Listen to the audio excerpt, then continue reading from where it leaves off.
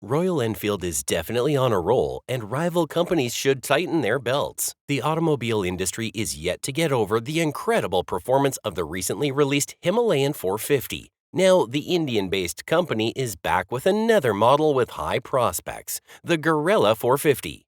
The manufacturer had the younger generation in mind when designing its new range of bikes, and these bikes are currently making waves. So would the Guerrilla 450 join the new players in dominating the market? Is it the right choice for roadsters, or is it just mere hype? Let's take a closer look at its features. In the last couple of decades, Royal Enfield has transformed from being one of the automobile companies nobody wants to patronize to being a global success. In 2010, the company shipped around 50,000 bikes, but now it ships over 70,000 bikes per month in India alone. If we do the math, annual global sales are now close to the million bike mark. So what's the secret to this success? We can attribute the company's recent success to the new range of retro motorcycles it has been producing recently.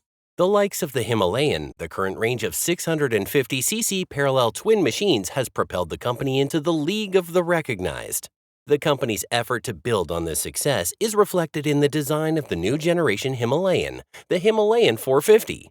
This superstar features the company's first modern liquid-cooled engine and still retains the affordable, versatile nature of the original Himalayan. Now, the all-new Guerrilla 450 has been introduced to take a huge leap into the mainstream. The Guerrilla 450 is not the Himalayan 450 in another form, because the new Royal Enfield is a street scrambler unlike the latter.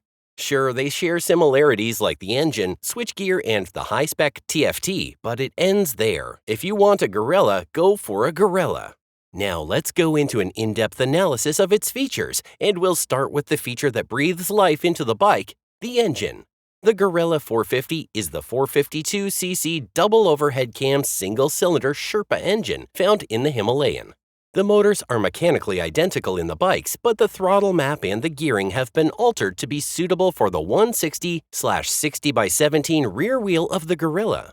Talking about throttle maps, the Guerrilla comes with two throttle maps for either eco or performance. This bad boy bellows and releases a maximum power of 39.4 brake horsepower, which some might be generous enough to round up to 40, and this is achieved at 8,000 RPM, with 29.5 foot-pounds of torque available for grabs at 5,500 RPM. The motor is fed by an 11-liter fuel tank, less than that of the Himalayan, and it comes with a new airbox that gives the bike a nice hum during induction. All these features sum up to an eager, naked roadster that enjoys being fired. It's also incredibly easy to ride with its light clutch and quick shifter. You can change direction easily by just pushing the wide, flat bars. Then, the single-disc and dual-piston caliper in the front and single-piston stopper at the rear are the brakes that swiftly put the bike to a stop. It got a regular ABS, so nothing exciting in that department.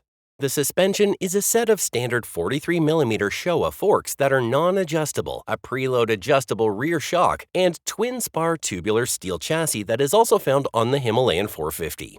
The bike's main frame was designed to make it suitable for the new road-inclined nature. The rake angle is 21.8, which will allow a faster turn rate. The subframe is also a bit shorter than the Himalayan and adjusted in the center of the bike to provide a flat edge for the fuel tank. The swing arm is also new, never before seen on a Royal Enfield. It's a bit shorter, which reduces the wheelbase by 70mm to 1,440mm overall. Despite being smaller than that of most bikes in the class, it is a better fit because it helps promote stability through the turns. Its tires are a pair of road-focused 17-inch wheels. The front gets a 120/70 tire and the rear sports a 160/60 tire. The tires were specially made for this model, and they come in the form of a set of fake knobblies. A combination of the brakes, suspension, and chassis results in the bike having great handling. Now that we know that the power is good enough and the handling is great, what does the bike look like? Royal Enfield bikes have mostly drawn inspiration from the old British Enfield bike, but the Guerrilla has a nicer apparel. It is a well-finished bike that features 5 color designs. These colors, which are inspired by the Yamaha RD models of the 1970s and 80s, include red, yellow, and black. So old bike lovers can get the modern features and still feel like they're riding their old loves. If you take a closer look at the chassis, you'll see that it looks a little bit like the Himalayan 450. and that's because the Guerrilla's design is inspired by it. The revisions made on the Himalayan 450 includes a new steering angle and a flatter base to the fuel tank. The Guerrilla also has a metal fuel tank with a flat structure to make it easy to attach a magnetic tank bag to it. The bike also has fat pillion grab rails and comfortable bench seats. However, despite all the perks that come with this new design, a few defects have been noticed. The front of the fuel tank on the bike comes with a visible scratchable black plastic, which makes it seem a little less premium. But in reality, the bike costs way less than its contemporaries, so it's understandable that the manufacturer will try to cut costs in a way. This cost cutting doesn't affect the technology on the bike though. For a motorcycle that costs less than 5k euros, the Guerrilla offers a very impressive spec. Besides the remarkable 43mm forks from Showa, the full-color TFT dash is another show stealer. On the bike is a circular 4-inch dash, which is used to control the eco and performance riding modes. It also offers connectivity to your mobile phone, allowing riders to display satellite navigation, control music, and so much more. However, some might find the TFT dash a little busy, and this might lead to the flashing indicator warnings at the bottom of the display being missed. To change the modes, you also need to throttle off for 20 seconds, meaning you can't safely do it on a whim. Although the throttle response is lighter in eco, the power exuded in performance is easier to handle, even by the newest of riders.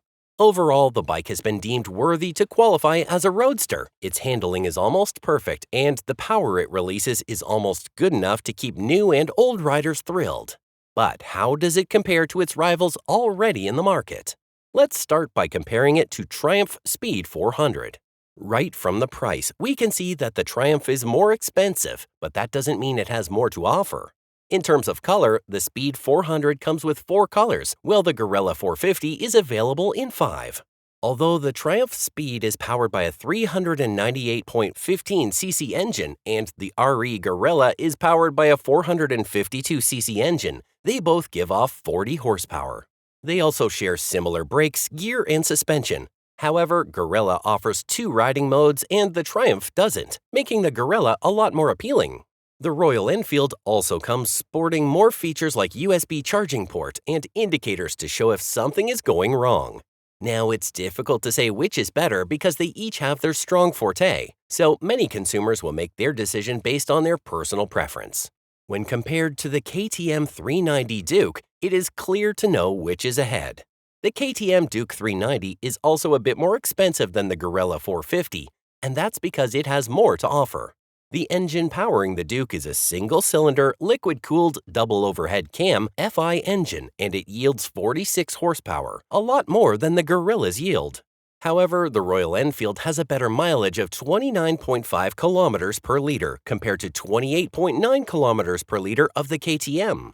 The KTM's brakes are sharper and more predictable when compared to the Guerrilla, and it feels super light on its feet and agile when changing directions.